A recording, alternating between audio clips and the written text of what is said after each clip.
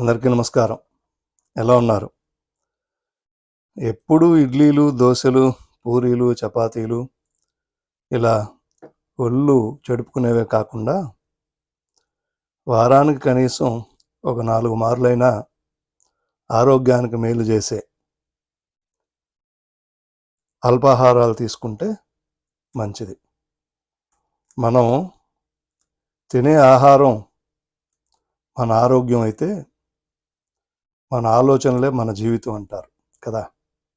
అందుకని ఈరోజు ఒక మంచి బ్రేక్ఫాస్ట్,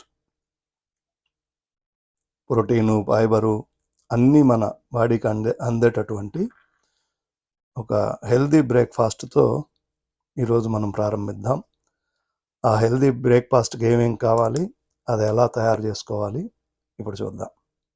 ఈ బ్రేక్ఫాస్ట్ కోసం ముందు రోజు రాత్రే నానబెట్టుకున్న ఇవి చూసారు కదా, ఇవి గుమ్మడి గింజలు, అలాగే ఇవి సన్ఫ్లవర్ గింజలు, పుచ్చకాయ గింజలు, పొద్దుతిరుగుడు పువ్వు గింజలు, పుచ్చ గింజలు.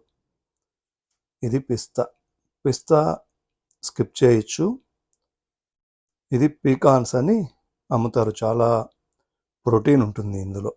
అది అలాగే ఇది వచ్చేటప్పటికి ఇది పీకాన్స్, ఇది పీస్ గింజలు, మా జీడిపప్పు టేస్టే ఉంటాయి అదనమాట. ఇవన్నీ కూడా మిక్స్ చేసుకోవాలి. ఇప్పుడు మిక్స్ చేసుకుందాం.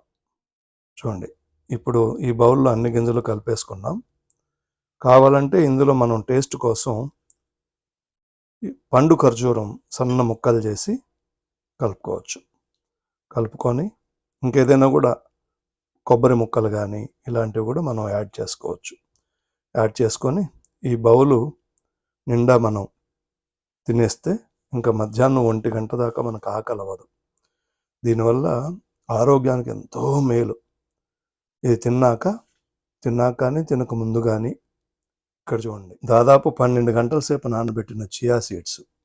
ఇవి నానబెట్టే తీసుకోవాలి. రోజుకి 2 స్పూన్ల కంటే ఎక్కువ తీసుకోకూడదు అంటారు. బట్ ఎక్కువ ఫైబర్ ఉంటుంది దీంట్లో, చాలా మంచిది ఒంటికి.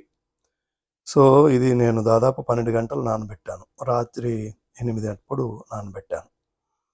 దీన్ని ఇక్కడ చూసారా, ఇది orange juice, fresh orange juice. ఈ ఆరెంజ్ జ్యూస్లో ఈ చియా సీడ్స్ కలిపేసుకోవడం.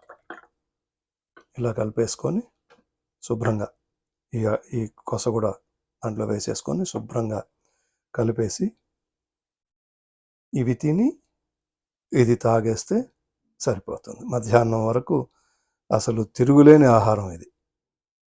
ఇదిగోండి, నానబెట్టుకున్న గింజలు, అలాగే చియా సీడ్స్ కలుపుకున్న ఆరెంజ్ జ్యూస్. ఇలా మంచి మంచి హెల్దీ బ్రేక్ఫాస్ట్ డిష్లతో, అలాగే మంచి మంచి వంటలతో, జోక్స్తో మరో వీడియోలో కలుసుకుందాం. చూస్తున్నందుకు ధన్యవాదములు. ప్లీజ్ లైక్ చేయండి, సబ్స్క్రైబ్ చేయండి, షేర్ చేయండి. Thank you.